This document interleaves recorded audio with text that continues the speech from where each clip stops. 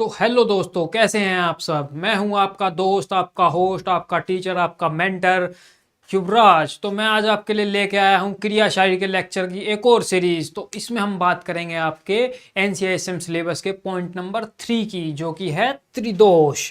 तो यार त्रिदोष के बारे में यार हम सब तो यार शुरू से सुनते आ रहे हैं भाई। हम बीएमएस में एडमिशन लिया था हमने जब से, तब से हम भाई त्रिदोष के नाम तो सुनते आ रहे हैं यार। वात पित्त कफ, वात पित्त कफ। आप आम आदमी से भी पूछोगे ना, किसी अनजान आदमी से, कि यार आपने आयुर्वेद में वात पित्त कफ का नाम सुना है, तो वो भी तुरंत हाँ करेगा कि यार हाँ यार सुना तो है ये वात पित्त का, लेकिन पता नहीं होता क्या है।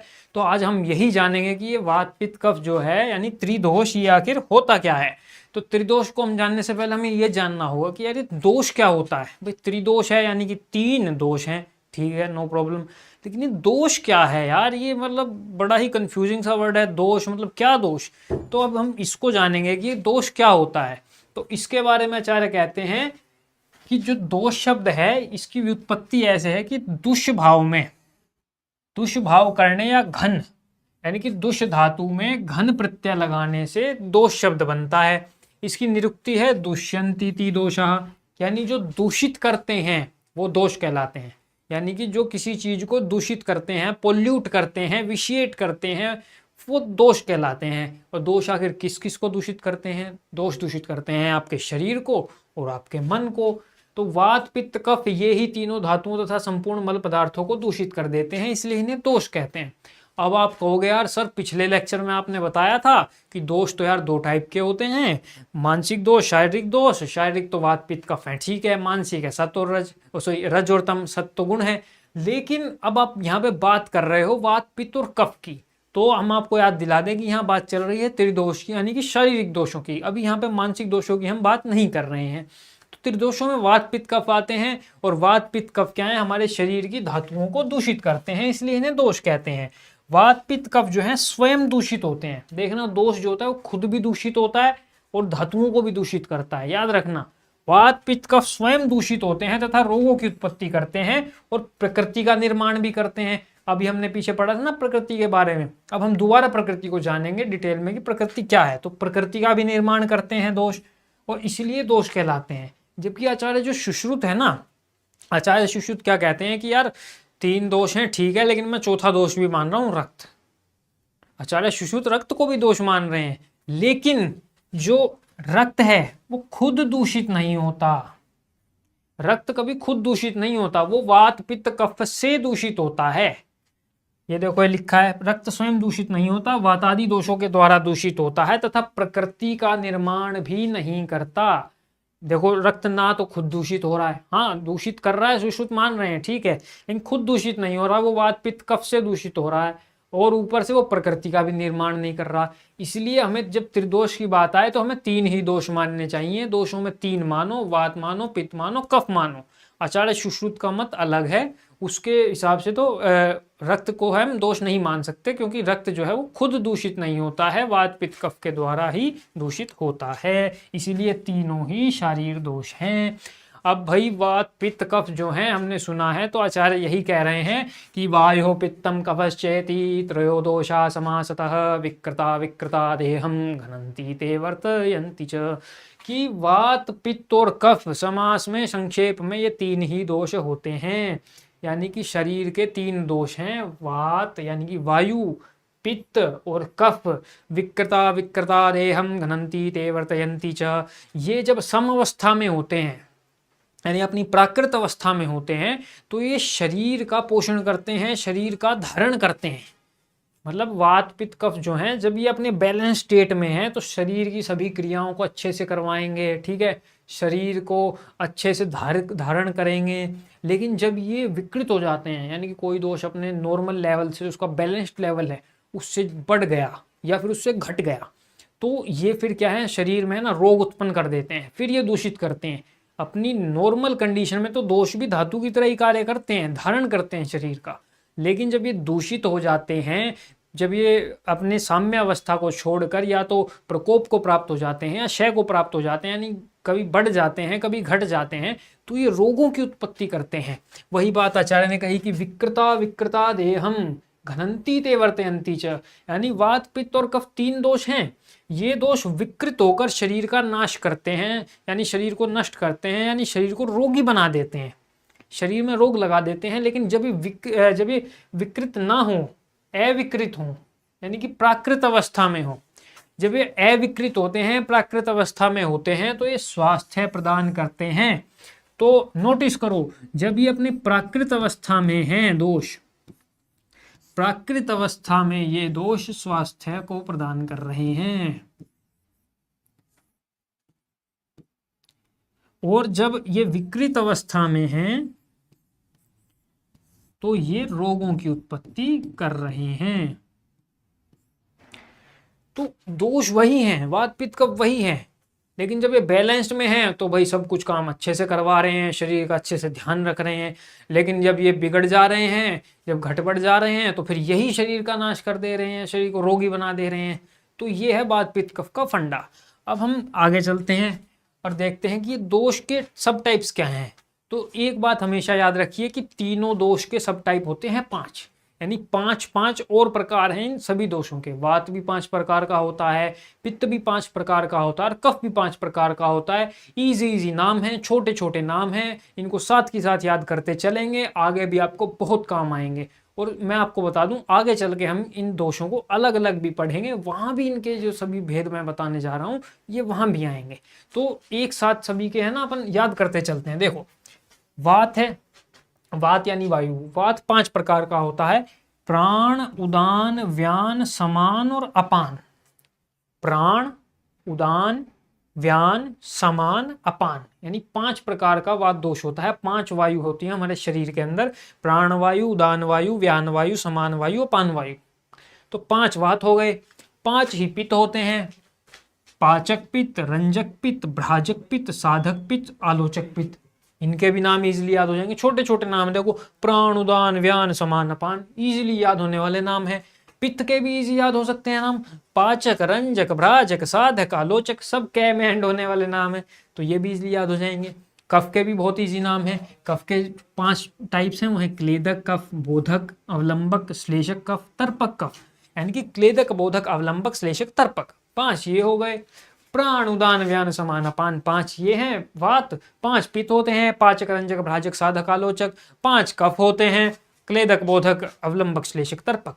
तो 5 5 5 यानी टोटल हमने 15 नाम याद करने हैं, 5 वात के, 5 कफ के और 5 पित्त के। हम अब आगे चलते हैं, तो हम अब बात करेंगे इंटर रिलेशनशिप बिटवीन ऋतु, दोष, रस, गुण। ऋतु, दोष, रस और इन गुणों के बारे में हम बात करने जा रहे हैं, आपके सिलेबस का अगला पॉइंट है। तो अब इसमें देखते हैं हम रस जो होते हैं। रस क्या होता है? रस माने टेस्ट। अब देखो, हम अलग अलग टेस्ट लेते हैं आज के टाइम में, खाना खाते हैं, ठीक है, अलग अलग टेस्ट का खाना है। कोई खाना मीठा होता है, कोई खाना तीखा होता है, कोई खाना कड़वा होता है, कोई खाना नमकीन होता है। तो आचार्यों ने इस प्रकार के 6 रस माने, यानी 6 टेस्ट होते हैं।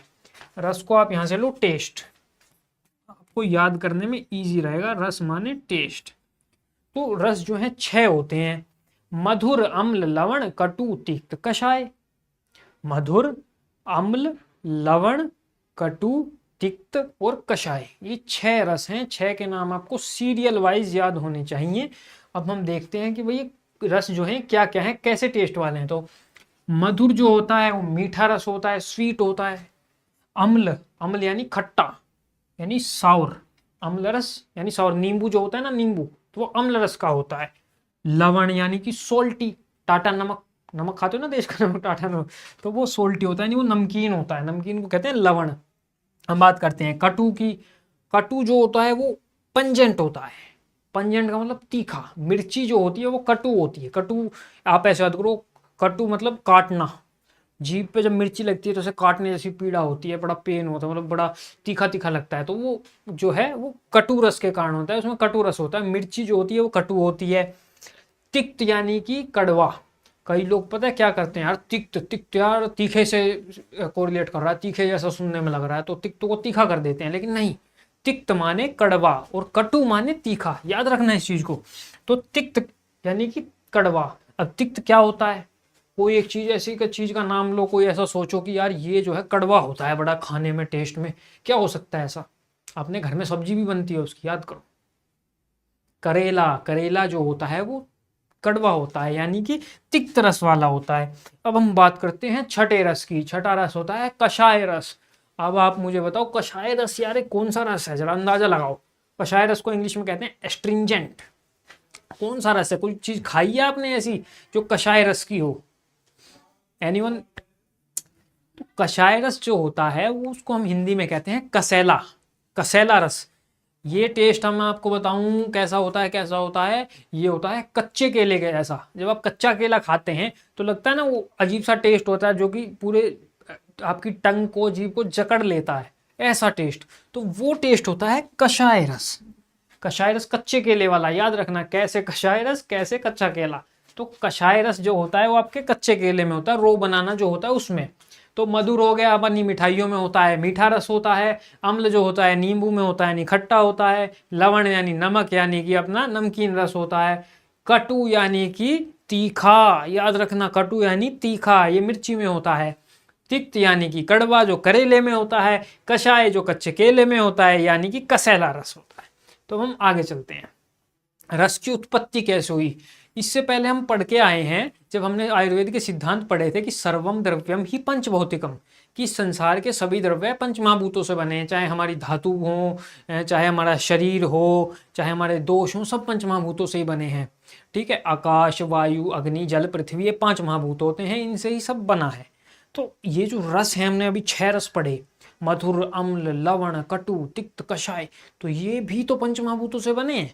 तो कौन से रस में कौन से महाभूत प्रधान होते हैं, अब हम वो जानने वाले हैं।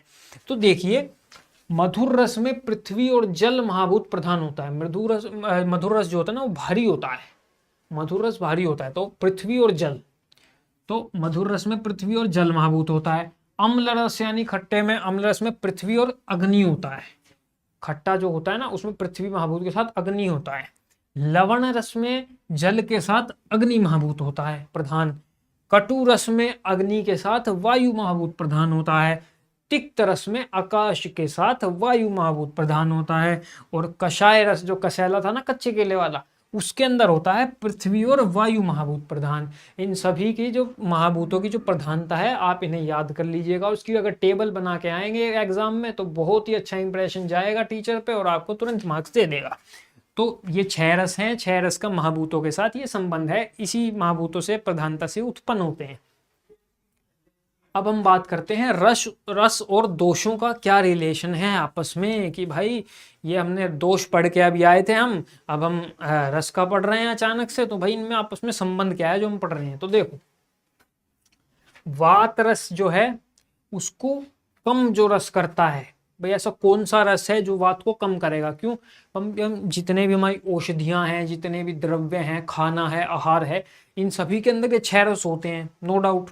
तो जब हम इन रसों को देखकर हमें पता लग जाए कि भाई ये रस इस दोष को बढ़ाता है, इस दोष को घटाता है, अगर हमें ये पता लग जाए तो हम इससे चिकित्सा कर देंगे। मान लो किसी का हमें वात दोष है जो बढ़ा हुआ है, ठीक है, अब वात दोष को हमने घटाना है, किसी का वात जो है वो बढ़ गया है, ठीक है, अब हमें कोई ऐसी औषधि उसे देनी है कि उसका वात दोष घट जाए। तो ऐसी कौन सी औषधि हम उसे देंगे? तो सबसे पहले हम देखेंगे कि भाई वात जो है उसको भाई मधुर शमन करता है, इसको घटाता है, अम्ल भी घटाता है और लवण भी घटाता है। तो कोई ऐसा द्रव्य हम उठा के लाएंगे जिसमें मधुर रस हो, वेल एंड गुड, अम्ल भी हो तो और अच्छा, लवण भी साथ में हो तो और अच्छा। और नहीं तो हम ये भी कर सकते हैं कि इन तीनों रस के प्रधान द्रव्यों को लेके मिक्स करके उसको दे सकते हैं, तो उससे उसका जो वात है वो शमन हो जाएगा। तो इसीलिए हम रस और दोषों के बीच का संबंध पढ़ने जा रहे हैं। तो देखो, शामक रस वो होते हैं जो दोष को घटाते हैं, प्रकोपक रस वो होते हैं जो दोष को बढ़ाते हैं।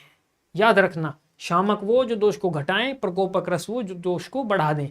अब तुम रिलेशन देखो, वात जो है, वात दोष को मधुर रस घटाता है, अम्ल रस भी घटाता है और लवण भी घटाता है। मधुर, अम्ल, लवण ये वात को घटाने वाले हैं। अब हम पित्त की बात करेंगे। कषाय, तिक्त, मधुर पित्त को घटाते हैं और कफ को घटाते हैं कटु, तिक्त, कषाय। ठीक है, अपन है ना एक बार साइड में लिख लेते हैं इसको, देखो बड़ा इजी रहेगा अपने को याद करने के लिए। मधुर, अम्ल, लवण, कटु, तिक्त और कषाय। अब हमने जाना कि मधुर, अम्ल और लवण वात को घटाते हैं, शमन करते हैं। यानी कि ये जो तीन हो गए ऊपर वाले, ये वात को कम करते हैं, ये वात को एरो डाउन कर दिया, यानी वात को कम कर रहे हैं। अब तुम देखो ये यही तीनों कफ को बढ़ा रहे हैं। ध्यान से देखो, ये तीनों वात को कम कर रहे हैं और यही तीनों वात कफ को बढ़ा रहे हैं। तो यानी वात को यही घटा रहे हैं और कफ को यही बढ़ा रहे हैं। ठीक है, नोटिस करी। अब एक चीज और दिखाता हूं तुम्हें। वात को प्रकोप करने वाले रस देखो भाई, वात को कौन सा रस बढ़ा रहा है? कटु, तिक्त और कषाय, ये तीन रस हैं वात को बढ़ा रहे हैं। तो ये हमने ढूंढ लिए भाई। एक मिनट, इसको थोड़ा इरेज करते हैं। तो कटु, तिक्त और कषाय, ये तीनों जो हैं ये वात को बढ़ा रहे हैं, यानी कि वात को इंक्रीज कर रहे हैं। अब इसको देखो, यही तीनों रस कफ को घटा रहे हैं, यानी कि कफ को डिक्रीज कर रहे हैं, यानी कि ये कफ को डिक्रीज कर रहे हैं। रिलेशन समझ आ रहा है आपको? जो वात को बढ़ा रहा है वही कफ को घटा रहा है, समझ रहे हो? और जो कफ को बढ़ा रहा है वही वात को घटा रहा है। दोनों में अपोजिट रिलेशन है रसों के अंदर। अब ध्यान से देखो, तो ऐसे ही वात को घटाने वाले, शमन करने वाले रस हैं मधुर, अम्ल और लवण, और वात का प्रकोप करने वाले, बढ़ाने वाले हैं कटु, तिक्त और कषाय।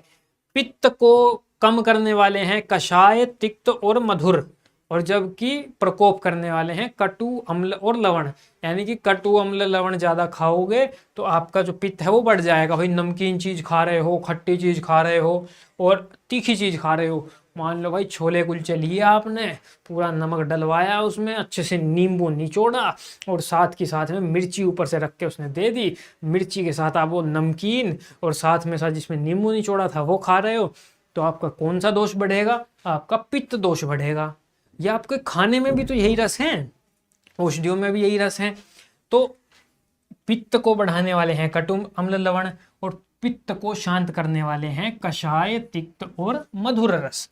ऐसे ही हम कफ की बात करते हैं तो कटु, तिक्त और कषाय ये पित्त को घटाने वाले हैं, और यही क्या कर रहे थे? यही वात को बढ़ा रहे थे। अब ऐसे ही कफ को बढ़ाने वाले हैं मधुर, अम्ल और लवण, ये कफ का प्रकोप कराते हैं। लेकिन आप देखो, यही वात का शमन कर रहे थे। जो कफ को बढ़ा रहे हैं वही वात को घटा रहे हैं।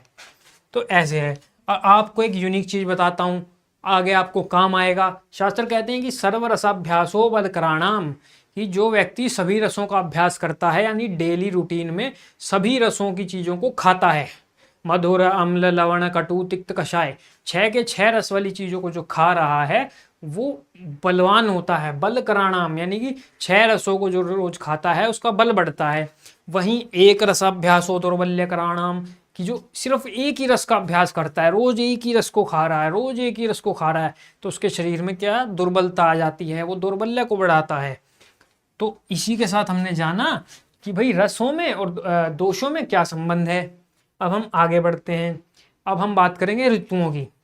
जैसा कि पिछले लेक्चरों में भी मैंने आपको ब्रीफ डिस्क्रिप्शन दिया था ऋतुओं का, तो अभी हम उसी की बात करेंगे कि भाई ऋतुएं क्या होती हैं, कितनी होती हैं। तो काल के स्वभाव अनुसार एक वर्ष को 2-2 मास के अनुसार 6 भागों में बांटा गया है, जो ऋतु कहलाती है। भाई अलग अलग समय पे अलग अलग बाहर का जो वातावरण है उसमें अलग अलग लक्षण देखने को मिलते हैं, तो इन्हीं को हम ऋतु कह देते हैं। ये ऋतु 2-2 महीने की होती हैं और साल में 12 महीने होते हैं। इस हिसाब से 6 ऋतुएं मानी गई हैं। 6 ऋतुएं कौन कौन सी हैं? शिशिर, वसंत, ग्रीष्म, वर्षा, शरद और हेमंत। ये 6 ऋतुएं हैं और इनके मास आपके सामने लिखे हुए हैं। ये क्या हैं? हिंदी के मास हैं। अब हम महीने जो पढ़ते हैं, जनवरी, फरवरी, मार्च, अप्रैल, मई, जून, जुलाई, लेकिन ये वाले जो हैं ये अपने हिंदी वाले हैं। ये शास्त्रों में जो मास का वर्णन है, जो शास्त्र जो जिन महीनों को मानता है वो ये वाले हैं। माघ, फागुन, चैत्र, वैशाख, ज्येष्ठ, आषाढ़, श्रावण, भाद्रपद, आश्विन, कार्तिक, मार्गशीर्ष, पौष। तो शिशिर जो ऋतु है वो माघ व फागुन की ऋतु है। शिशिर जो होती है कि जब जनवरी फरवरी का अपना टाइम चल रहा होता है ना, जब ठंड अपने चरम सीमा पे होती है, पूरी धुंध ही धुंध चल रही होती है, कोहरा ही कोहरा होता है, तो वो शिशिर ऋतु में होता है। उसके बाद क्या है, वसंत ऋतु आ जाती है अपनी। वसंत ऋतु भाई फूल खिलते हैं, पक्षी चहचहाते हैं, इतना अच्छा मौसम हो जाता है, ना ज़्यादा ठंड होती है ना ज़्यादा गर्मी होती है, एक ऑप्टिमम टेम्परेचर होता है। वो वसंत ऋतु होती है, वो चैत्र और वैशाख के महीने में आती है। वहीं जो ग्रीष्म ऋतु है यानी कि गर्मी का मौसम, गर्मी का मौसम यानी कि अपना मई जून का जो महीना होता है, झुलसती तपती गर्मी का जो मौसम होता है, वो ग्रीष्म ऋतु होता है।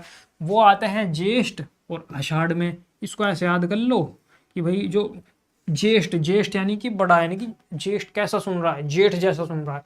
जेठ जो होता है ना वो थोड़ा गर्म स्वभाव का होता है। जितनी भी अपने देखते हैं ना आप सीरियल देखते, उसमें जो बहुएं होती हैं वो तुरंत जेठ जी के आते पर्दा कर लेती हैं। क्यों कर लेती हैं? कि जेठ जी जो हैं वो बड़े गर्म स्वभाव के हैं, तो तुरंत उनको गुस्सा आ जाता है। तो वैसे ग्रीष्म जो है, ग्रीष्म में गर्मी पड़ती है बड़ी बुरी तरह, गर्मी का महीना जो है उसमें गर्मी पड़ती है। तो वो कौन से महीने में आता है? ज्येष्ठ में आता है, जेठ में, जेठ का महीना जो बोलते हैं जिसको, ज्येष्ठ में और आषाढ़ में आता है। अब आते हैं श्रावण भाद्रपद में। श्रावण भाद्रपद में जो वर्षा की ऋतु आती है, श्रावण में आपको देखोगे कि भाई लोग गंगा नहाने जाते हैं, नदियों में नहाने जाते हैं, तो उधर क्या है, वर्षा ऋतु आती है, वो नदियों में अच्छा खासा पानी आना शुरू हो जाता है। तो हालांकि नदियों का पानी पीना वर्षा ऋतु में त्रिदोषकारक होता है, निकृष्ट बताया गया, नदी का पानी मना किया गया क्योंकि उसमें धूल मिट्टी कंकर पत्थर आते हैं। लेकिन इसको आपको समझाने के लिए बता रहा हूँ कि जो श्रावण का महीना है उसमें वर्षा बहुत होती है, बहुत वर्षा होती है। जो अपना अगस्त के आसपास का महीना होता है ना, वो वाला वर्षा ऋतु में आता है। अब आते हैं शरद ऋतु में। जब बारिश का मौसम चला जाता है, बारिश का मौसम जाने के बाद एक हल्की मीठी मीठी ठंड आनी शुरू हो जाती है। जो ठंड का शुरुआत होती है ना, ठंड के मौसम की शुरुआत होती है, वो शरद ऋतु कहलाती है। जो कि दिवाली के आसपास या दिवाली से थोड़ा पहले का समय होता है, जब दिन छोटे हो जाते हैं थोड़े थोड़े और मीठी मीठी ठंड आनी शुरू हो जाती है, तो वो शरद ऋतु कहलाती है। वो आश्विन और कार्तिक माह में होती है। अब आते हैं हेमंत में। ये मेन ठंडी का मौसम है, मतलब नवंबर दिसंबर वाला टाइम, दिसंबर में जब ठंड पड़ रही होती है ना, ये वो वाली ऋतु है हेमंत। ये मार्गशीर्ष और पौष में आती है। अब हेमंत के बाद फिर शिशिर आ जाती है, फिर वसंत, फिर ग्रीष्म, ये साइकिल चलता रहता है। तो इस तरह टोटल 6 ऋतुएं आयुर्वेद ने मानी हैं। और 6 ऋतुओं में जैसा कि हम पिछले लेक्चर में बात करके आए थे कि भाई बाहर के वातावरण में किस प्रकार के चेंज होते हैं, फिर हमारा अंदर का जो शरीर का वातावरण है उसमें दोष में किस तरह वृद्धि क्षय होता है, वो हम देख के आए थे। वो एक बार दोबारा से हम देख लेंगे बाद में। अब हम बात करते हैं सीजन की। चलो वही आ गया फिर वापस से, भाई जो बाहर का जो एनवायरनमेंट चेंज हो रहा है उसकी वजह से हमारे अंदर के एनवायरनमेंट में हमारे दोषों पे क्या फर्क पड़ रहा है। तो देखो, जो बाहर जैसे गर्मी आई, वर्षा आई, शरद आई, तो उसकी वजह से हमारा जो वात दोष है उस पर क्या प्रभाव पड़ता है? वात दोष का ग्रीष्म में संचय होने लगता है। अब इससे पहले वाले लेक्चर में मैंने आपको संचय, प्रकोप, प्रसर आदि के बारे में बताया था। प्रसर की जगह पे यहाँ पे आप प्रशमन भी लिख सकते हो। तो ये संचय, प्रकोप, प्रशमन है क्या, मैं आपको दोबारा से बता देता हूँ एक बार, ताकि अगर मान लो आप पिछले लेक्चर को अटेंड ना किया हो अगर आपने, तो आपके सामने फिर से एक बार रिवाइज हो जाएगा। तो हमारे सामने 3 टर्म आती हैं। एक तो है संचय, एक है प्रकोप, एक है प्रशमन, एक है प्रसर। संचय, प्रकोप, प्रशमन और प्रसर। अब ये होते क्या क्या हैं? तो देखो, एक जगह पर किसी भी चीज का इकट्ठा हो जाना, कलेक्ट हो जाना, वो कहलाता है संचय। तो इसको हम लिख लेते हैं टू कलेक्ट। अभी और अच्छे से एग्जांपल लेके समझाऊंगा। अभी पहले एक जो बेसिक जानो। संचय का मतलब है किसी जगह पे कुछ इकट्ठा हो जाना, यानी कि टू कलेक्ट, कलेक्ट हो जाना किसी चीज को। प्रकोप होता है किसी चीज का लेवल बढ़ जाना, अपने लेवल से इंक्रीज हो जाना। तो प्रकोप को हम लिख सकते हैं टू इंक्रीज, यानी कि अपने नॉर्मल लेवल से कोई चीज बढ़ गई, यानी कि उसका प्रकोप हो गया है। अब प्रशमन, प्रशमन का अर्थ है कि कोई चीज शांत हो जाना। शांत हो जाना मतलब कोई बढ़ी हुई चीज है वो वापस से अपने नॉर्मल स्टेट में आ जाए, शांत हो गई। किसी का गुस्सा है, गुस्सा किसी को आया, वो शांत हो जाए, तो उसको कहते हैं प्रशमन या प्रशम। तो इसको अपन लिखेंगे टू पैसिफाई।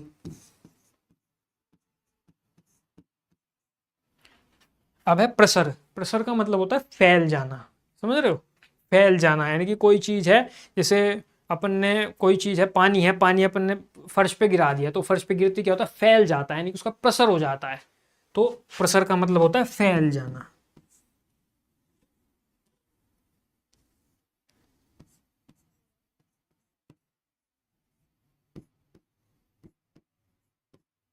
फैल जाना, प्रसर का अर्थ है फैल जाना। अब इसको हम एग्जाम्पल से समझते हैं। जैसे मान लो ये है एक आपका पतीला। पतीला समझते हैं ना आप, सबके घर में पतीला होता है।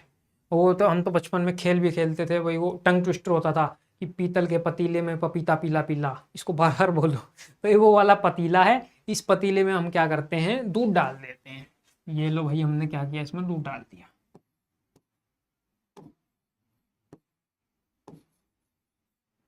ये डाल दिया हमने दूध, ये आ गया दूध, पतीले में आ गया है अब दूध। अब पतीले में दूध आ गया, इसका मतलब क्या हुआ कि दूध का हमने संचय कर दिया। कोई चीज कहीं कलेक्ट हो जाती है तो उसका मतलब होता है कि हम संचय कर रहे हैं। तो यहाँ पे क्या हो गया कि पतीले में दूध का संचय हो गया। अब हमने क्या किया कि दूध को गैस पे चढ़ा दिया, चूल्हे पे रख दिया, तो यानी कि नीचे क्या हुआ, हमने अग्नि दे दी। तो ये लो हम अग्नि बना देते हैं ऐसे, ये बना दी हमने अग्नि। ये हो गई अग्नि। अब अग्नि क्या है भाई, हीट दे रही है दूध को। अब इसकी वजह से क्या होगा, जब आपने देखा ना, जब दूध है ना बहुत ज्यादा गर्म हो जाता है, तो दूध में क्या होता है कि वो अपने लेवल से है ना अचानक से ऊपर उठता है, वो अचानक से उसका लेवल बढ़ जाता है। तो ऐसे ही क्या होता है कि दूध है ना अपने लेवल से ऊपर बढ़ता है, ऊपर आ जाता है, यानी कि इसका लेवल जो है बढ़ गया है।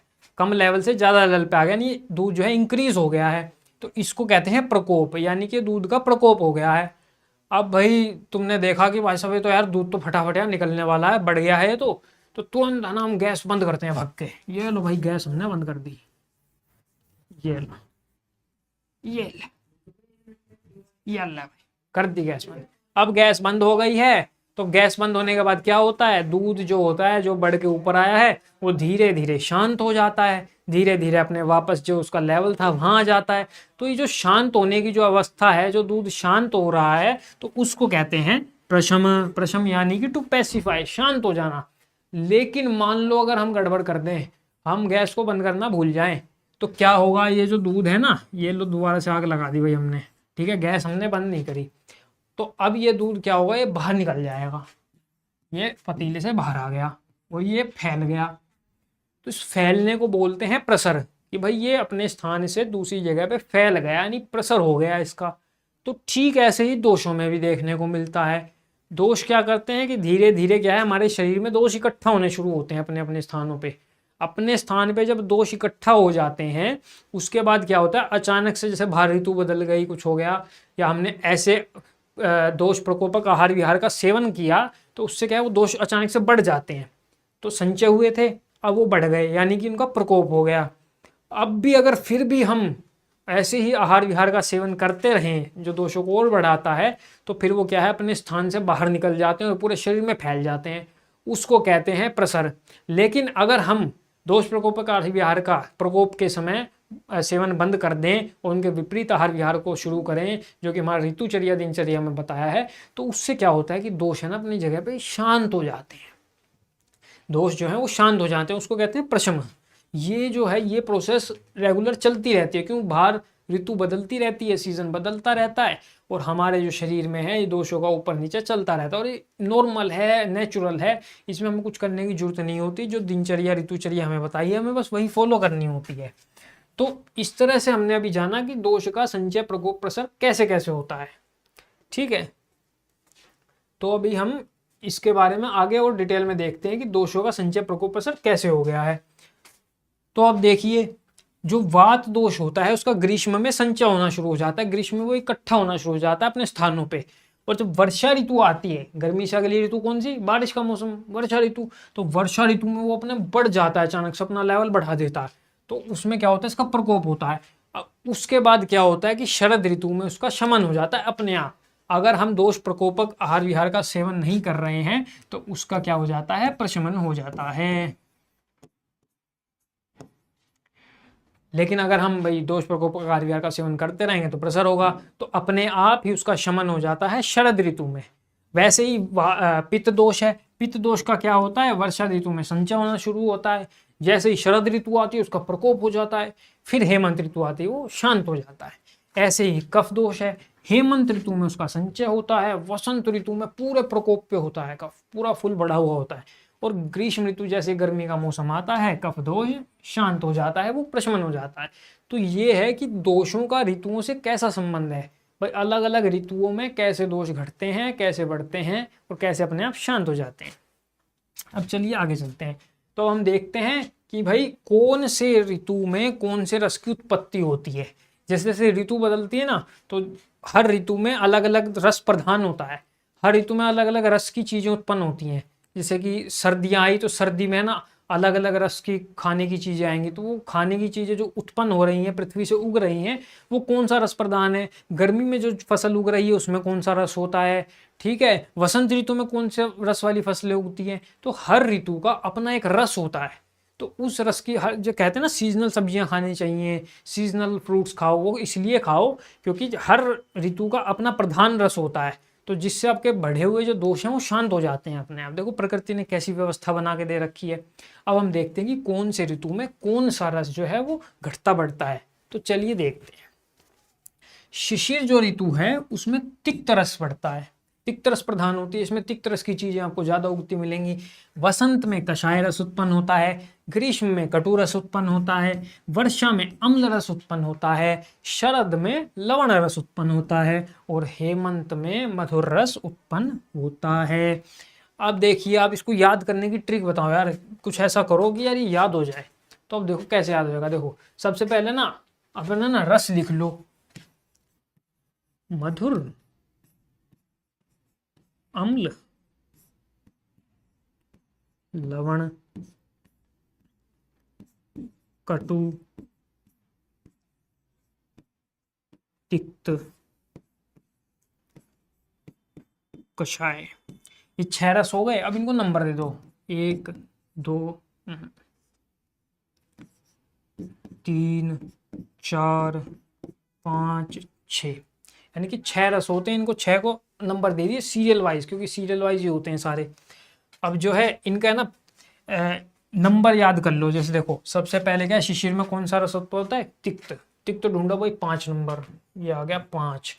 उसके बाद कौन सा हो रहा है, वसंत में कषाय हो रहा है भाई, नंबर 6। उसके बाद कौन सा हो रहा है भाई, ग्रीष्म में कटु रस हो रहा है, नंबर 4, 564 हो गया, ठीक है। उसके बाद कौन सा उत्पन्न हो रहा है भाई, वर्षा में अम्ल रस हो रहा है, यानी नंबर 2। उसके बाद कौन सा हो रहा है, शरद में लवण हो रहा है, यानी कि नंबर 3। और हेमंत में कौन सा हो रहा है, मधुर, 1। अब इनकी ऋतुएं लिख लो ऊपर।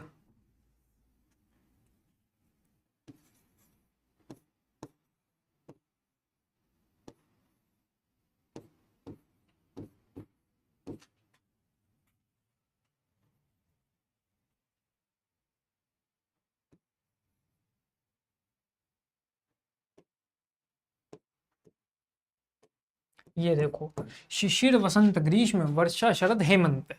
अब इसके हिसाब से आपने नीचे नंबर नोट कर लिया, 564, 231। ये आपकी ट्रिक है।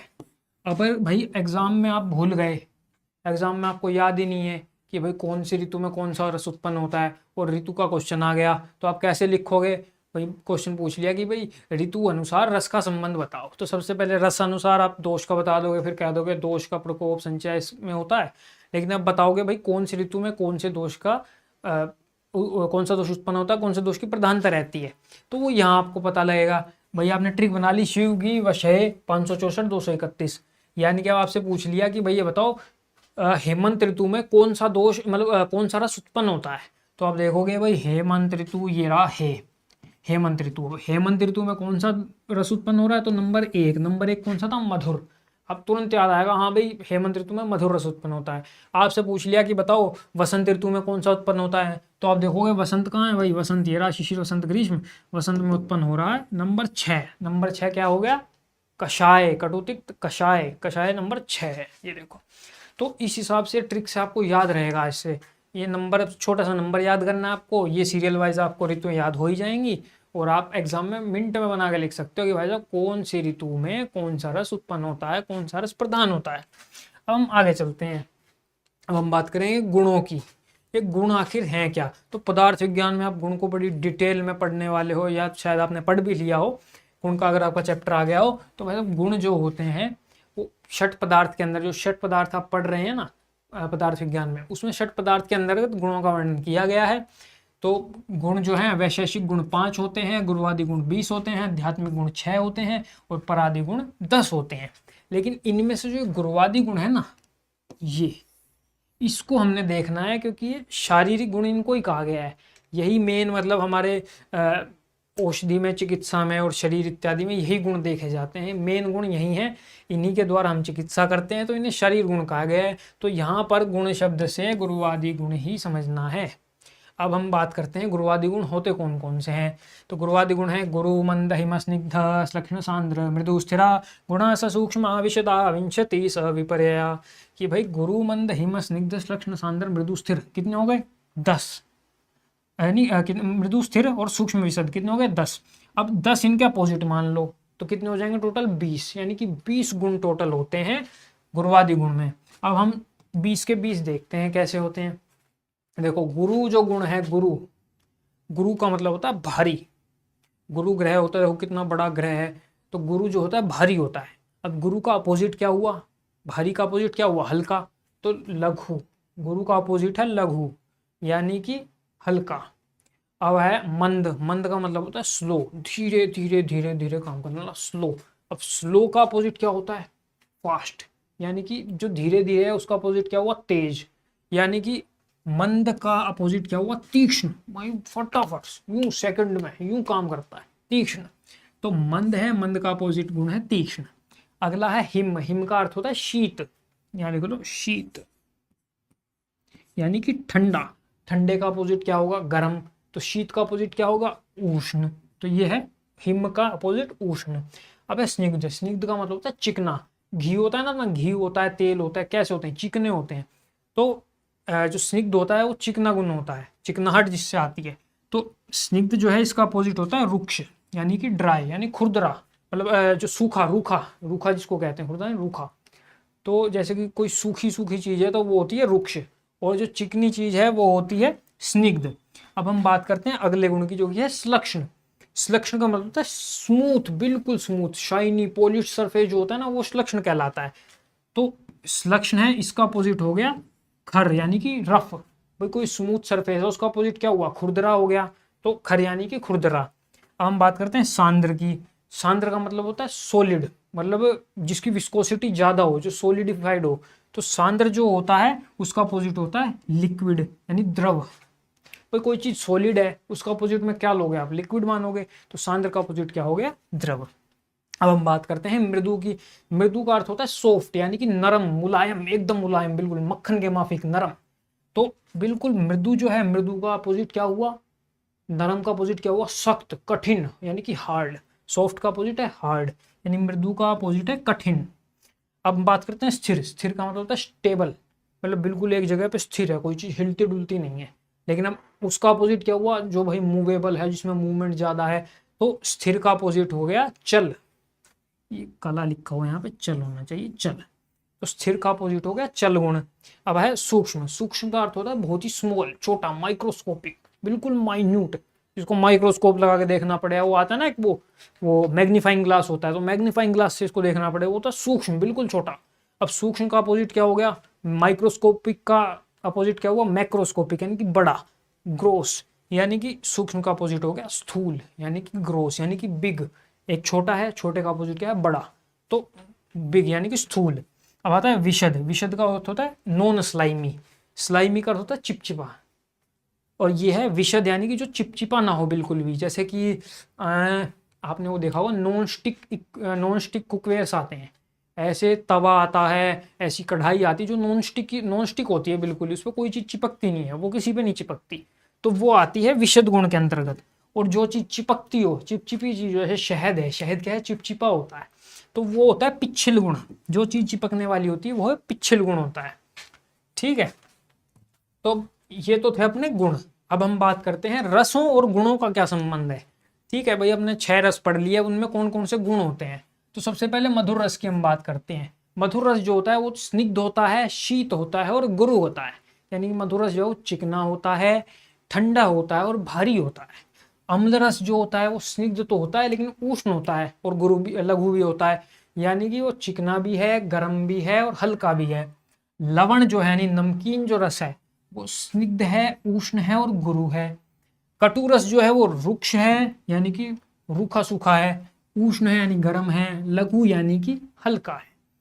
तिक्त जो रस है वो रुक्ष भी है, शीत भी है और लघु भी है। यानी कि वो रूखा सूखा भी है, शीत यानी ठंडा भी है, लघु यानी कि हल्का भी है। तो ये था तिक्त। अब आते हैं कषाय रस पे। कषाय रस जो है रुक्ष है, शीत है और गुरु है। कषाय रस जो होता है रुक्ष होता है, शीत होता है और गुरु होता है। तो ये 6 रस हैं और इनके गुणों से संबंध है कि भाई ये कौन कौन से गुणों से युक्त होते हैं। 6 के 6 रस। अगर आप रस को देख के चिकित्सा करो, जैसे कि मैंने बताया था वात बढ़ा हुआ है तो कौन सा रस दे देंगे ऐसे घट जाए, रस देख के भी चिकित्सा की जा सकती है, गुण देख के भी चिकित्सा की जा सकती है। मान लो किसी की बॉडी में ड्राइनेस बढ़ गई है, कई आते हैं ना स्किन ड्राई हो गई है जी, हमारी तो स्किन ड्राई है, इसके लिए कुछ बताओ सर। तो स्किन ड्राई है तो रुक्ष गुण बढ़ा हुआ है। अब रुक्ष का अपोजिट क्या होता है? स्निग्ध। स्निग्ध गुण वाली चीजें दे दो। अब रस देख लो, या तो जिसमें स्निग्ध गुण है वो रस आप दे सकते हो, जैसे मधुर रस दे दो। अगर रस के हिसाब से चिकित्सा करनी है, गुण के हिसाब से करनी है, वो आप देख सकते हो, आपके ऊपर है। मान लो स्निग्ध में क्या क्या आता है अपना, तेल स्निग्ध है, घृत स्निग्ध है, तो आप उसको भी अपने है ना स्किन पे ऑयल लगाओ या अपनी स्किन पे घी लगाओ, जिससे कि क्या है आपकी स्किन जो है वो थोड़ी चिकनी होएगी, उसकी रफनेस जो है वो कम होएगी। तो इसमें गुण और रस दोनों देख के आप चिकित्सा कर सकते हो। अब हम बात करते हैं biological rhythm of tridosha on the basis of day, night, age, season and food intake.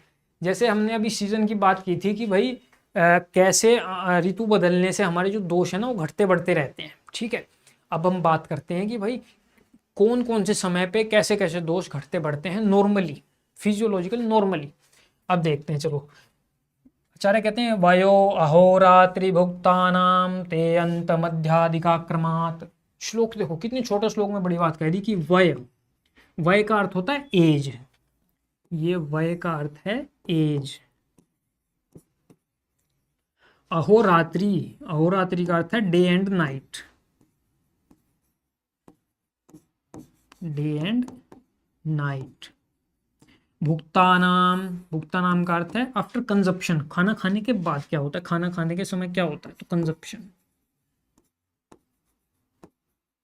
Consumption of food भी बोल सकते हैं इसको।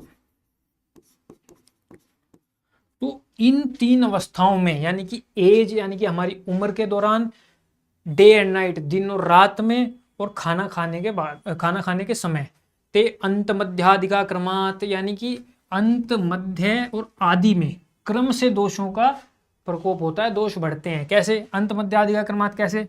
अब देखो, अंत में क्या बढ़ेगा? पहला दोष यानी कि वात, मध्य में दूसरा दोष बढ़ेगा यानी कि पित्त, और आदि में यानी शुरुआत में कौन सा दोष बढ़ेगा, तो तीसरा दोष कौन सा? कफ। तो कफ पित्त वात, आदि में सबसे शुरुआत में कफ बढ़ेगा, फिर पित्त बढ़ेगा, फिर वात प्रधान होएगा।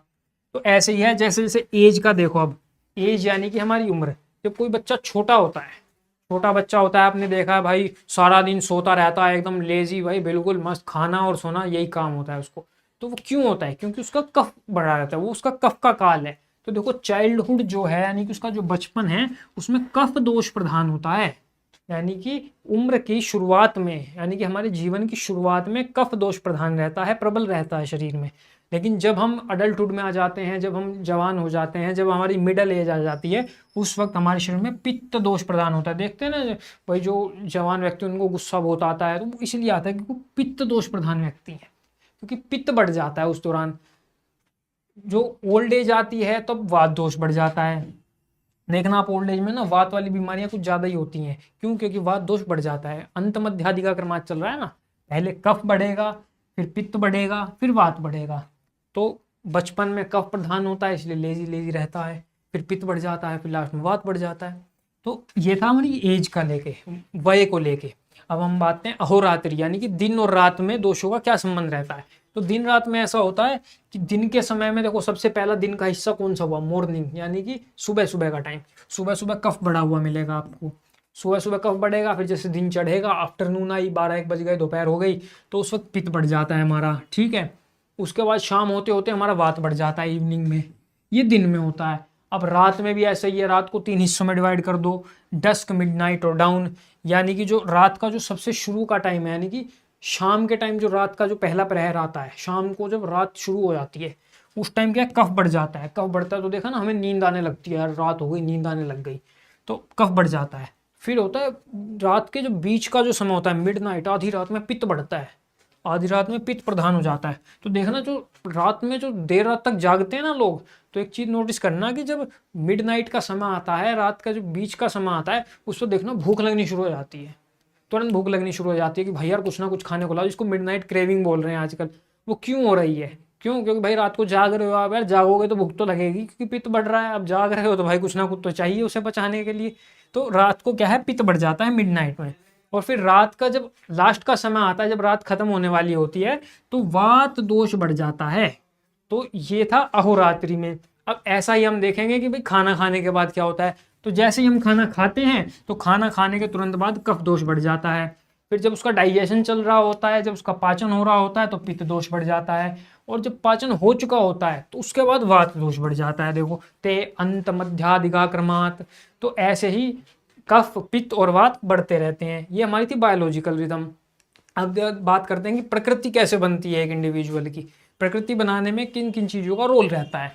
तो जैसे कि हमने पहले भी डिस्कस किया है कि प्रकृति क्या होती है, कैसे बनती है, तो मैं आपको एक बार दोबारा उसका ब्रीफ इंट्रोडक्शन दे देता हूँ कि जब शुक्र और शोणित यानी कि स्पर्म और ओवम जब होते हैं गर्भाशय में, जब वो मिलते हैं, जब फर्टिलाइजेशन होती है, जब उनका संयोग होता है, तो उस वक्त क्या होता है, जो दोष प्रबल होते हैं, जो दोष बढ़े हुए होते हैं, वो उसकी प्रकृति बन जाती है। यानी कि अब जीवन भर उसके वो दोष जो हैं वो बढ़े हुए ही रहेंगे और वो उसको कोई नुकसान नहीं देते हैं। तो देखो वही है, शुक्र व शोणित का संयोग होते समय जो दोष प्रबल होते हैं उसे प्रकृति बनती है। शुक्र शोणित संयोगे यो भवे दोष उत्कट प्रकृति जायते तेन तस्यामे लक्षणम शुणु। यानी कि शुक्र शोणित के संयोग होते समय जो दोष प्रबल होते हैं वही उसकी प्रकृति बन जाती है। अब देखो, यह प्रकृति आजन्म बनी रहती है, यानी कि पूरी लाइफ टाइम प्रकृति रहेगी। मान लो किसी के शुक्र शोणित के समय पित्त बढ़ा हुआ था, तो वो पूरे जीवन भर उसका पित्त बढ़ा ही रहेगा और उसको कोई दिक्कत भी नहीं होने की इस चीज़ से, ठीक है। अब गर्भ की प्रकृति इन भावों पर निर्भर करती है, भाई किस किस चीज़ से प्रकृति इफेक्ट होती है। तो सबसे पहले शुक्र शोणित की प्रकृति, भाई जो शुक्र और शोणित हैं, स्पर्म और ओवा हैं, वो किस दोष प्रधान है, उनमें कौन सा दोष बढ़ा हुआ है। फिर आता है काल तथा गर्भाशय की प्रकृति। काल यानी ऋतु, मान लो शरद ऋतु में शुक्र शोणित का संयोग हो रहा है, तो उसमें तो ऑफकोर्स है पित्त बढ़ा हुआ मिलेगा, पित्त का प्रकोप होता है, अभी पढ़ के आए हैं अपन। तो काल। गर्भाशय की प्रकृति, भाई किसी का गर्भाशय जो है वो कोई एक दोष प्रधान है, कफ दोष प्रधान है उसका गर्भाशय, कफ दोष ज्यादा बढ़ा हुआ है उसके गर्भाशय में, तो फिर वहाँ कफ का इन्फ्लुएंस आ जाएगा। माता के आहार विहार की प्रकृति, भाई माता खाना कैसा खा रही है। अब हमने देखा अलग अलग रस जो है वो अलग अलग दोष को घटाते बढ़ाते हैं, ठीक है। तो अलग अलग रसों का अलग अलग दोषों पर प्रभाव पड़ता है। मधुर रस है वो कफ को बढ़ा देगा, पित्त को, उसको वात को घटा देगा। तो वैसे ही जो माता जो खाना खा रही है और जो विहार कर रही है, जिस तरह की उसके जो दिनचर्या है, उससे भी प्रकृति पे इफेक्ट पड़ता है।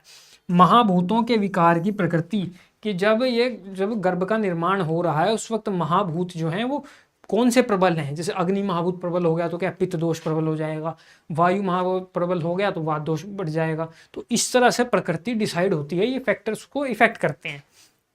अब हम आगे चलते हैं, अब हम बात करते हैं प्रकृति होती कितने टाइप की हैं। तो प्रकृति होती हैं 7 तरह की। सबसे पहली प्रकृति होती है सम प्रकृति। सम प्रकृति होती है जिसमें कि सभी दोष जो हैं वात पित्त एवं कफ समान अवस्था में हैं, बिल्कुल बैलेंस स्टेट में है, इक्विलिब्रियम में है। ये होती है सम प्रकृति और ये सर्वश्रेष्ठ होती है। सर्वश्रेष्ठ सबसे अच्छी प्रकृति यही होती है। जो सम प्रकृति वाला व्यक्ति है वो सर्वश्रेष्ठ माना गया है कि उसको कभी रोग नहीं होते, वो हमेशा स्वस्थ बना रहता है, निरोग रहता है। लेकिन ये बहुत कम देखने को मिलती है, बहुत विरला देखने को मिलती है। पता नहीं आज के समय किसी की सम प्रकृति हो या ना हो। तो ये होती है सम प्रकृति जो सर्वश्रेष्ठ है, पहले के समय में तो होती होगी। अब है कफ प्रकृति। कफ प्रकृति है, इसे उत्तम प्रकृति कहा गया है। कफ प्रकृति वाला जो होता है वो बलवान होता है, शांत स्वभाव का होता है, तो उसका शरीर भी वेल बिल्ट होता है, तो वो कफ प्रकृति में आता है। फिर आता है पित्त प्रकृति। पित्त प्रकृति को मध्यम प्रकृति बोलते हैं। पित्त प्रकृति वाला जो होता है थोड़ा गुस्सैल होता है, थोड़ा उसको पसीना ज़्यादा आता है। वो हम जब प्रकृति को डिटेल में पढ़ेंगे आगे इसी में क्रिया शरीर में, जब प्रकृति का आपका चैप्टर आएगा तो उसमें हम डिटेल में हर प्रकृति के लक्षण के बारे में बताएंगे कि पहचानोगे कैसे कि कौन सा व्यक्ति किस प्रकृति का है। तो एक होती है पित्त प्रकृति, इसको मध्यम बोलते हैं। एक होती है वात प्रकृति, इसको हीन बोलते हैं। वात प्रकृति वाला भाई बिल्कुल पतला होता है, ठीक है, कुछ ज़्यादा ही मतलब प्रलाप करने वाला होता है, तो वात प्रकृति में आता है, तो ये हीन प्रकृति कही गई है। एक होती है द्वंद्वज प्रकृति, जिसको कि संसर्गज और द्विदोषज प्रकृति बोलते हैं, जो दो दोषों से मिलकर मिलती है। माने वात कफज प्रकृति, वात पित्तज प्रकृति, कफ पित्तज प्रकृति। तो ये जो दो दोषों से मिलकर बनने वाली प्रकृति है, ये निंदनीय होती है। याद रखना आपको कि कौन सी प्रकृति सर्वश्रेष्ठ बताई गई है, कौन सी प्रकृति मध्य बताई गई है, कौन सी प्रकृति उत्तम बताई गई है, और कौन सी प्रकृति निंदित बताई गई है, और कौन सी प्रकृति हीन बताई गई है। सभी प्रकृतियों के बारे में आप जब लिखोगे, प्रकृति के टाइप्स बताओगे, तो सामने मेंशन करना है कि कौन सी प्रकृति हीन है, कौन सी उत्तम है, कौन सी मध्य है, कौन सी सर्वश्रेष्ठ है, और कौन सी निंदित प्रकृति आचार्यों ने बताई है। तो देखो नीचे बताया कि जिस प्रकार विष में उत्पन्न विषकर्मियों को विष कोई हानि नहीं पहुंचाता, ठीक वैसे ही प्रकृति से बढ़े हुए दोष मनुष्यों को हानि नहीं पहुंचाते हैं। कि भाई प्रकृति में जो दोष बढ़े हुए हैं, अब दोष तो बढ़ गए, लेकिन वो दोष रोग उत्पन्न नहीं करते। क्यों? जैसे कि कोई विष है, विष के अंदर जो जो कृमि उत्पन्न होते हैं, जो कीड़े उत्पन्न होते हैं, तो उन कीड़ों को उस विष से कोई फर्क नहीं पड़ता। वैसे ही जिसकी जो प्रकृति है, उससे उस व्यक्ति को कोई भी परेशानी नहीं होती, वह उसका नॉर्मल होता है, वो उसका डिफॉल्ट सेटिंग है। तो ये प्रकृति कुछ इस तरह काम करती है। अब हमने प्रकृति की बात कर ली, अब हम बात करते हैं प्राकृत और वैकृत दोष की। भाई दोष जो है वो दो स्थिति में होते हैं। एक तो प्राकृत स्थिति, भाई जो उसके जन्म के समय जो प्रकृति बन गई, यानी कि वो जो उसका नॉर्मल लेवल हो गया, अब वो नॉर्मल लेवल माना गया, उसका नेचुरल स्टेट वही है। तो एक तो नॉर्मल स्टेट हो गई प्राकृत स्थिति, एक होती है वैकृत स्थिति, यानी उनमें कोई गड़बड़ आ जाए, घट बढ़ जाए दोष, जो अपने नॉर्मल लेवल है उससे ऊपर नीचे हो जाए, तो वो होती है वैकृत स्थिति। तो प्राकृत और वैकृत स्थिति में आप दोषों को कैसे पहचानोगे? तो भाई जितने भी दोष होते हैं ना, उनको भाई कैसे घटे हुए हैं, बढ़े हुए हैं, प्राकृत अवस्था में हैं या वैकृत अवस्था में हैं, ये पहचानने के लिए हम क्या करते हैं कि उनके कर्म को देखते हैं। कि भाई जो दोष के जो कर्म होते हैं, अगर वो सही चल रहे हैं, उनमें कोई दिक्कत परेशानी नहीं आ रही, जो दोष जो कर्म करता है वही कर्म कर रहा है, तो उसमें फिर आगे हम ये मानते हैं कि भाई ये जो दोष है ना, ये प्राकृत स्थिति में है, ये बिल्कुल सही है, नॉर्मल है। लेकिन अगर उसके जो कर्म हैं वो या तो घट जाएं या बढ़ जाएं या कर्म गायब हो जाएं, मिले ही ना उसके कर्म, तो इसका मतलब भाई इस दोष में कोई गड़बड़ हो रही है, वैकृत स्थिति में आ गया है। तो ये देखो, ये बताया कि वातादि दोषों की प्राकृत व विकृत अवस्था का निर्णय उनके गुण एवं कर्मों के द्वारा किया जाता है। दोषों के प्राकृत कर्मों का सम्यक रूप से होना दोष की प्राकृत अवस्था को दर्शाता है। वातादि दोषों के जो प्राकृत कर्म है, उन कर्मों का उचित रूप में ना होना उनके विपरीत होना, यानी कि विकृत अवस्था को दर्शाता है, जो कि मैंने अभी आपको बताया। अभी हम चलते हैं आगे। भाई वात दोष को कैसे पहचानोगे कि वो भाई प्राकृत है कि विकृत है? तो वात दोष के हम प्राकृत कर्म को देखते हैं। भाई नॉर्मली जो है, नेचुरली वात हमारे शरीर में क्या काम करता है? तो वात क्या है? उत्साह, यानी कि एक्साइटमेंट जो होती है शरीर के अंदर, उसके लिए रिस्पॉन्सिबल है। उच्छ्वास निश्वास, ब्रीदिंग जो है, रेस्पिरेशन है, उसको दिखाता है। किसी का वात बढ़ जाए तो उसकी ब्रीदिंग मतलब जो एक्सहेल और इनहेलेशन है वो बढ़ जाती है। चेष्टा जो है, चेष्टा यानी कि किसी भी काम करने के लिए जो हम एफर्ट्स दिखाते हैं, वो सब वात के द्वारा उत्पन्न होता है। धातुओं की गति, जो धातुओं का जो संचरण हमारे शरीर में होता है, वो सब वात के द्वारा होता है। मलों का सम्यक निष्कासन, यानी कि जो मल होते हैं हमारी बॉडी में, उन मलों को बाहर भी तो निकालना होता है, वो कार्य भी वात करता है। यानी कि अगर इनके किसी भी कार्य में अगर कोई गड़बड़ आ जाए, कार्य ना हो, ज़्यादा हो, कम हो, तो उससे हम ये जान सकते हैं कि भाई वात के प्राकृत कर्म में कोई गड़बड़ है, यानी कि वात जो है विकृत हो चुका है। अब देखिए, जैसे इनके कर्मों में विकृति होना, जैसे कि मलों का अवरोध, धातु में गति का नाश, उत्साह का नाश, चेष्टा का नाश आदि होना वात की विकृति के लक्षण हैं। अब ऐसे ही हम बात करते हैं पित्त के प्राकृत कर्मों की। तो पित्त के प्राकृत कर्म हैं देखना, दृष्टि जो हम देखते हैं, विजन है हमारा जो हम प्रिसीव करते हैं आइज से, वो सब पित्त का काम है। पाचन जो डाइजेशन करते हैं, वो सब पित्त के द्वारा होता है। शरीर की ऊष्मा को जो बनाए रखता है, जो हमारी बॉडी की हीट है, जो बॉडी के अंदर का टेम्परेचर है, उसको जो बनाए रखता है, वो वात जो पित्त बनाए रखता है। तो शरीर की ऊष्मा को बनाए रखना भी इसका काम है। भूख व प्यास को उत्पन्न करना भी इसी का काम है। प्रभा, जो हमारे स्किन की जो लश्चर है, जो हमारी स्किन की जो कांति है, वो भी पित्त बनाए रखता है। अगर इनमें से किसी में भी विकृति होती है, तो इसका मतलब समझ लो कि भाई पित्त जो है वो विकृत है। अब हम बात करते हैं कफ के प्राकृत कर्मों के बारे में। तो कफ के प्राकृत कर्म है स्नेहन, यानी कि चिकनाहट को शरीर में बनाए रखना। संधि बंधन, यानी कि जो हमारे जॉइंट्स हैं उनको अच्छे से इंटैक्ट रखना, स्थिर रखना, स्थिरता प्रोवाइड करना है उनको। देह धारण, यानी कि हमारी देह का धारण करना। साथ साथ बल, यानी कि शरीर में स्ट्रेंथ बनाए रखना, ये भी कफ का ही कार्य है। साथ में गौरवता, शरीर में जो भारीपन है, जो वेट है शरीर का, वो भी इसी की वजह से होता है। इनमें से किसी भी कर्म में अगर विकृति आ जाए तो समझ लेना चाहिए कि कफ दोष जो है वो विकृत हो चुका है। अब एक चीज बहुत इंपॉर्टेंट है, इसको आप मार्क कर लो कि प्राकृत कफ जो होता है वो शरीर को बल प्रदान करता है, बल। और जो विकृत कफ होता है उसको मल कहते हैं। भाई जब भी प्राकृत अवस्था में है, नॉर्मल स्टेट में है, तो शरीर को स्ट्रेंथ देता है, लेकिन जब ये विकृत हो जाता है तो फिर इसी को मल बोला जाता है, कफ को ही। और आचार्य सुश्रुत, अच्छा हाँ, शरीर में जो होता है ना वो प्राकृत कफ जो होता है उसी को ओज भी कहते हैं। आगे आप देखोगे ओज नाम का आपका पूरा चैप्टर है, तो प्राकृत कफ को ही ओज कहते हैं। और जब ये कफ विकृत हो जाता है तो ये रोगों का कारण होता है, ये रोगों को बढ़ा देता है शरीर में। देखो ये बात है, विकृत कफ जो है वो रोगों का कारण है।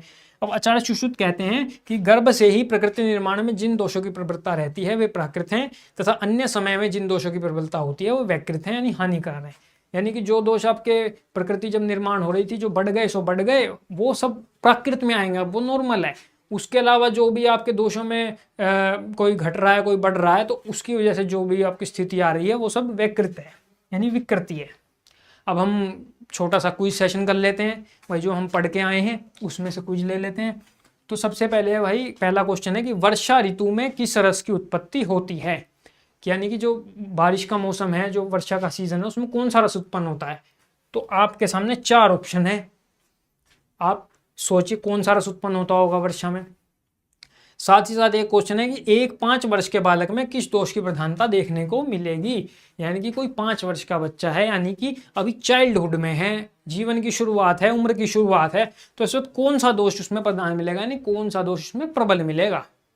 तो ये सब मैं आपको पढ़ा चुका हूँ, इस सब को आप दोबारा पढ़िए अगर आपको याद नहीं है। और अगर आपने सही आंसर गैस कर लिए हैं तो कॉन्ग्रेचुलेशन, आप बहुत अच्छा पढ़ रहे हैं। थोड़े से एफर्ट की और ज़रूरत है, आप और अच्छा करेंगे। और अगर आप इनको सॉल्व नहीं कर पा रहे हैं तो प्लीज़ प्लीज़ प्लीज़ दोबारा रिवाइज कीजिए जो हमने अभी इसको किया है, क्योंकि आगे आने वाले टॉपिक जो हैं वो और थोड़े और एफर्ट मांगने वाले होंगे। तो ये तो बेसिक चल रहा है अभी, तो ठीक है। तो इसी के साथ साथ हमारा ये टॉपिक ख़त्म होता है। तो आप सभी का बहुत बहुत धन्यवाद। ऐसे ही पढ़ते रहें और जीवन में आगे बढ़ते रहें। बहुत बहुत धन्यवाद।